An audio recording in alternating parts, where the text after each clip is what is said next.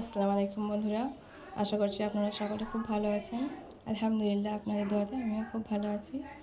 আজ আপনাদের জন্য সহজ একটা সেমাইয়ের রেসিপি নিয়ে এসেছি। প্রথমে বাটার নিয়ে নেবেন। বাটার দেওয়ার পরে বাদামগুলো ভেজে নেবেন হালকা করে। ভেজে নেওয়ার পর সেমাইটা দিয়ে দেবেন। সেমাইটা দিয়ে ভালো করে হালকা শ্যালো ফ্রাই করে নেবেন। আমার সেমাইটা আগে থাকতে ভাজা সেমাই আছে, সেই জন্য বেশি আমি ভাজছি না। আপনারা চাইলে যে কোনো সেমাই ব্যবহার করতে পারেন। সেমাইটা আমার ভাজা হয়ে এসছে। সেমাইটা আমার ভাজা হয়ে গেছে। এখন সেমাইটা আমি তুলে নিচ্ছি। নেওয়ার পর 2 চামচ চিনি নিয়ে নিচ্ছি। চিনিটা নেওয়ার পর গ্যাসের ফ্লেমটা আপনারা একদম স্লো করে দেবেন। দেওয়ার পর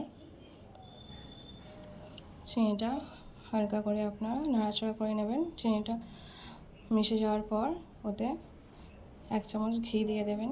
ঘি দেওয়ার পর ওটা একটু নাড়াচাড়া করে নিয়ে ওতে অল্প পরিমাণ জল দিয়ে দেবেন।